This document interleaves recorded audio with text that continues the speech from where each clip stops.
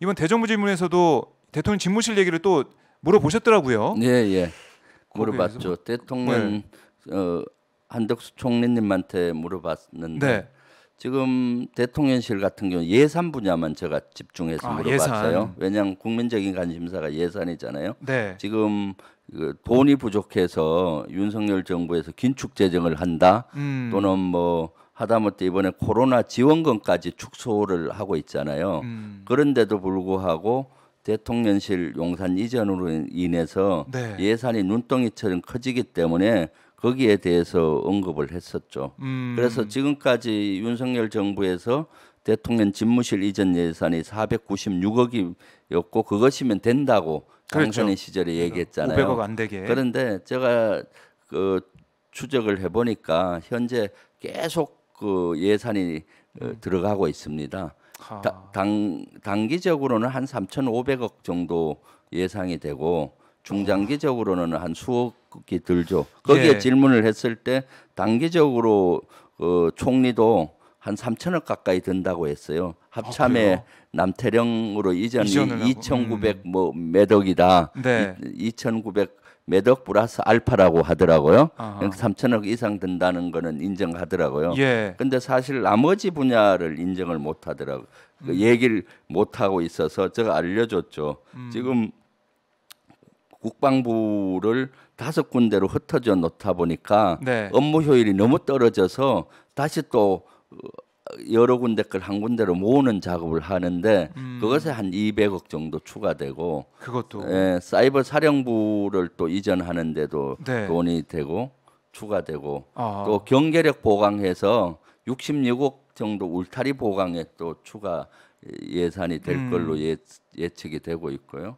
그 대통령 경호 체제를 보관하는데 AI 경호 체제 만든다고 하잖아요. 네. 그럼 또 엄청난 돈이 들어갈 것이고 그러게요. 그리고 앞으로 그 대통령 관저가 한남동에 있지만은 네. 앞으로 옮기겠지만은 또 결국은 국방부 안으로 대통령실 지역으로 용산으로 옮기는 또 계획도 추진할 확률이 있고요.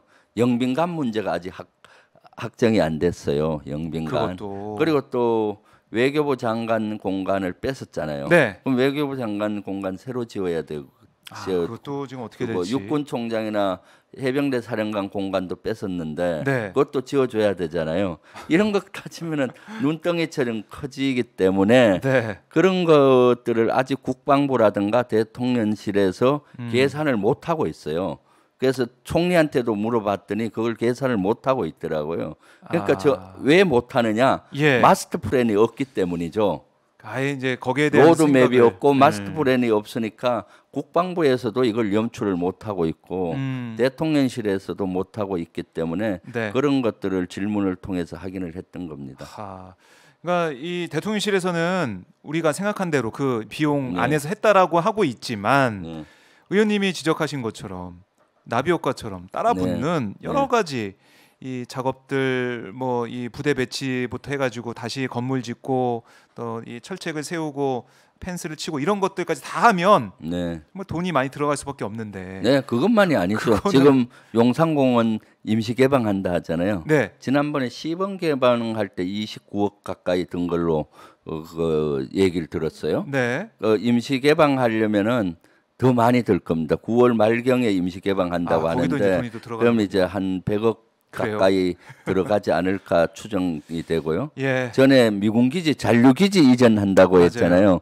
현재 그대로 하게 되면은 그 대통령실 담벽을 연해서 바로 기지가 있으니까 네. 만약 이전하면은 드래곤 힐 호텔 같은 거 새로 지어줘야 되기 때문에 3천억 들어가는 거죠. 이렇게 국민의 혈세가 눈덩이처럼 커져 낭비 소요가 커지기 때문에 네. 계속 문제가 일어나고 있는 것이죠.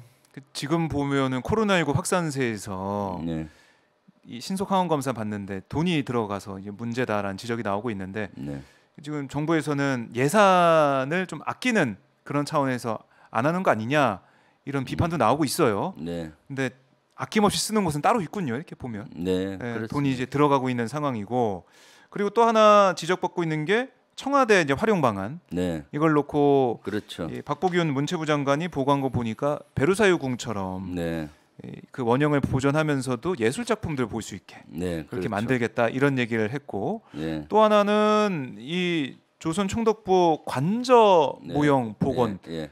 방향 이것도 네. 좀 나와서 논란이 되고 있는데 예. 이거 좀 어떻게 보고 계십니까? 그러니까 청와대를 개방을 네. 마스터 플랜 없이 하다 보니까 이제 마스터 플랜을 만들려고 이제 하니까 만든다. 문제가 되는 거죠. 예. 그래서 문체부에서는 옛날 조선 총독부 관저 네. 그거를 복원하겠다, 모형을 만들겠다 네. 하다가 비난이 되니까 또 뭐 축소해서 하겠다 또는 미니어처를 만들겠다 뭐 이렇게 해서 논란을 가지고 오고 있는 거죠. 네. 그런데 그 조선 총독부 관저를 복원하겠다는 그 발상 자체가 저는 큰 문제가 있다고 봐요.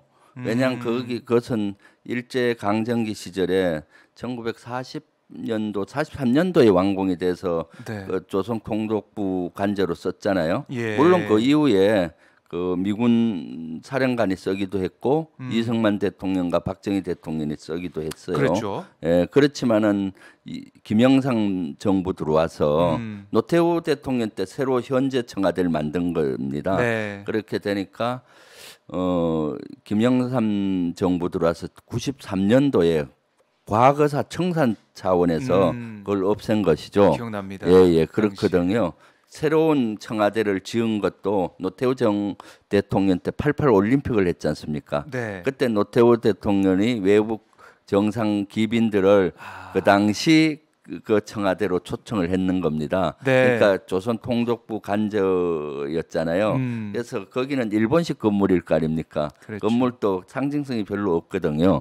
그래서 이 건물이 어떤 의미냐 이런 것들을 해외 기빈들이 물었던 것 같아요. 예. 그러니까 노태우 대통령은 설명이 궁색해지는 겁니다. 그래서 좀 창피함을 느꼈다 이런 투로 얘기를 했어요. 그래요. 그래서 청와대를 한국 정서에 맞게 한국 전통 양식에 맞게 만들겠다 해서 청기화 집으로 아주 잘 지어서 청와대에 했잖아요. 그걸 이제 30년 쓴 것이고 네. 근데 윤석열 대통령 그것도 마다하고 국방부로 갔잖아요. 맞죠. 국방부 건물에 들어갔는데 지금 정상회담 하면은 윤석열 대통령도 또 노태우 대통령처럼 그런 질문을 받을 것 같아요.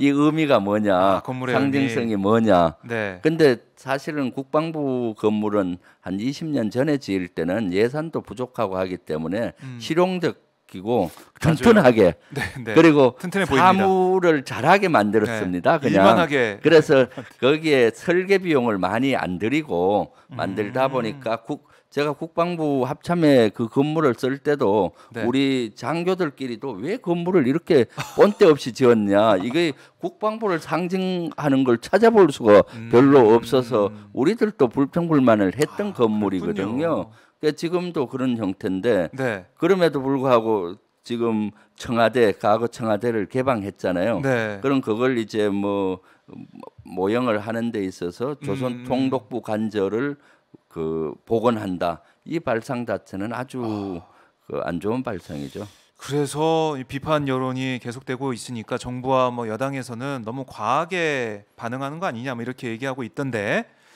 청와대 문제가 정리가 될지 봐야 될 것 같고 자, 이 참 청와대를 계속 사용했으면 네. 아니면은 정말 세종로에 그러니까 광화문 시대를 열었으면 이런 여러 가지 문제점이 최소화될 수 있었고 네. 용산 얘기 우리가 계속 이렇게 안 할 수도 있었는데 네, 나비효과처럼 이렇게 혼란스러운 상황 자체가 문제가 있다 이런 지적은 이번 정부 계속 이어질 것 같아요. 네, 그렇습니다. 네. 저희가 계속 추적을 해보도록 하고 네.